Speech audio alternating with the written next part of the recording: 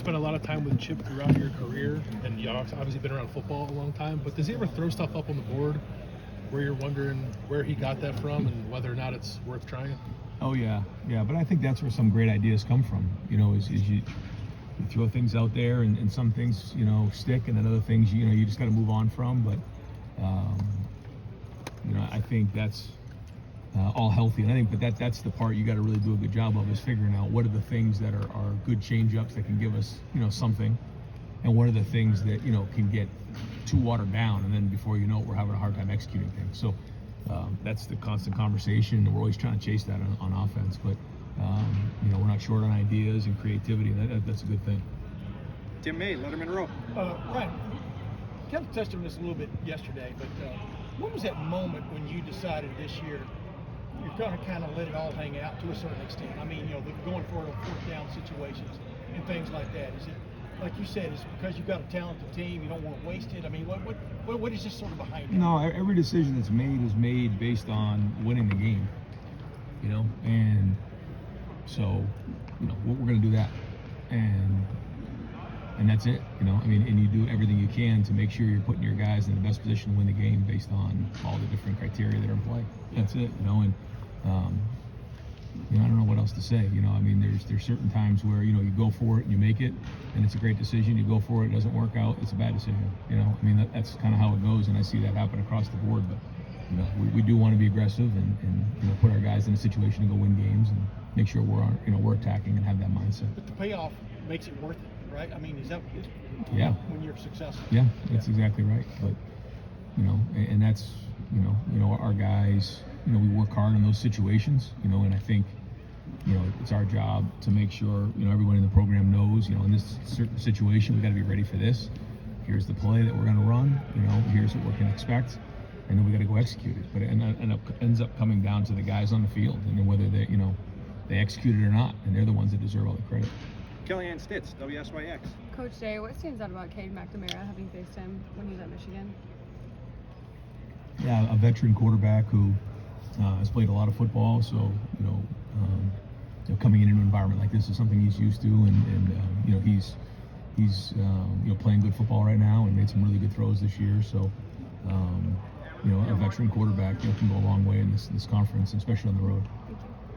Whitney Harding, WCMH. Hey Ryan, way back here. Tyleek was available last week, didn't get in. How's he doing this week? Do you expect him to play? Yeah, we expect him to play. Bill Rabinowitz, Columbus Dispatch.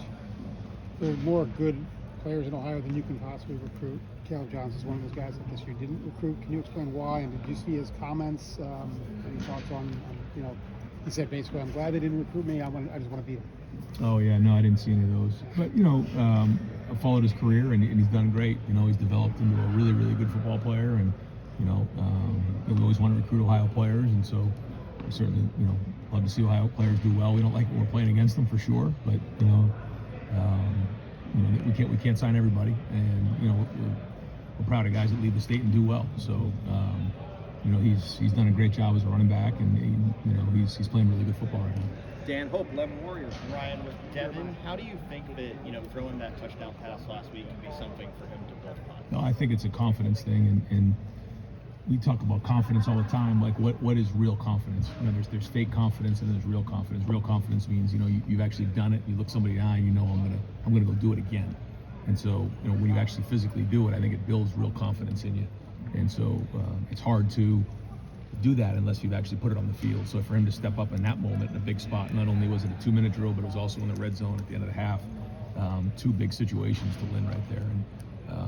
And so it's got to give him a little bit of juice this week. I feel like it has. I think he's had a good week of practice.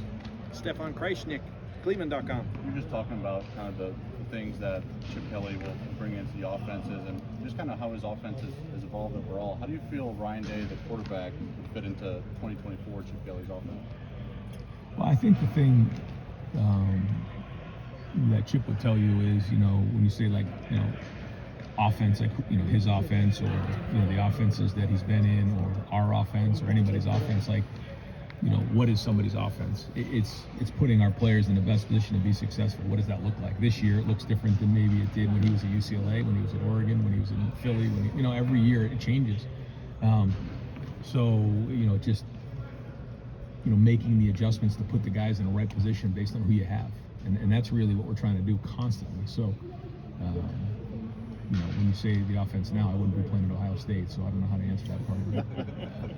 Austin Ward, the podcast. It feels like Travion is better across the board, all around as a back. Is there a part of his game that you think he has particularly improved this year through the first 4 games?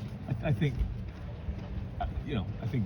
we all can see the pass protection has been really a strong point, and I feel like we're running downhill as a group, stronger, and hitting things. Even the trap that we hit that the other day, and it came up the back end. And so playing a little bit more discernment across the board, a little more confidence, but that's got to continue against a really good defense this week. Spencer Holbrook, Letterman Row. I know Ty was in there the last 2 weeks, but without Ty Lee, do you feel now getting Ty Lee back that there was something leadership-wise missing on that defensive line rotation there, and now getting Ty Lee back? What does that mean for you guys, not just on the field, but from a leadership standpoint? Ty Lee's a great player, but like you said, he's a leader, and there's a lot of communication there. One thing about Ty Lee, he's got a very, very high football IQ, and so there were times where we did miss him, but it was good to see other guys step up too, and we need to continue to see that. But there's no question that he's a very, very strong player, makes a lot of plays, but also has leadership. He's been in the program for a while, and has strong relationships with everybody on the team, but in particular the guys up front, and helps in that part of it for sure. So good to have him back this week. Dave Biddle, 24/7 Sports. Back to running backs for a second, Ryan. How much of that is the influence of Carlos Lockton? I'm not asking you to disparage the previous running backs coach, but how much is that influence of Carlos Lockton? He works hard at it. You can feel him. You can actually hear him before you see him. He's got a lot of energy, and he wants that room to reflect who he is as a person. He said that the minute he got in here when he first talked to the team. But it isn't just the running backs. He has an impact on a lot of guys on this team. There's an energy, there's a toughness, there's a mindset that he likes to bring, and it's been contagious. And final question, Dave Biddle. No, my bad. Cam Teague Robinson, The Athletic. Ryan talked a little bit about Caleb, but he's obviously second in the country in rushing, but he's third in the country in yards after contact. What kind of challenge does that pose for a defense when a guy like that just gets 6 yards even if you're trying to tackle? Yeah, he's running hard, and like you said, breaking tackles, and so you gotta do a good job in practice of cutting people up and making sure that there's an extra emphasis on that, and then you got to run the ball and get multiple people to the ball. But the guys who are right at the point of attack got to do a great job wrapping up and run their feet and be strong and be powerful and be really decisive and getting them on the ground. But we know the challenge. He's a very good back, and so we got to prepare at a high level. And I feel like the last 2 days, we got everybody's attention, and so now we got to put it in the field. Do it. One more question. Joey Kaufman, Columbus Dispatch. Ryan, you guys are past the 4-game mark now. Have you made any decisions with anybody whether to redshirt, or has anybody told you that they wish to redshirt this year for the intention of leaving at the end of the year? No. I don't have the sheet in front of me right now, so I won't be super accurate with that. I can probably get it to you on Tuesday, and just want to make sure we bring that up. The guys who have played 4 games, but the guys that we feel like are going to play for the rest of the season, or we're going to need for the rest of the season, we'll keep playing those guys in games. The ones that we're not sure of, unless we need them, we'll hold off on that. But there are conversations this week about that. Great, Coach. Thank you very much.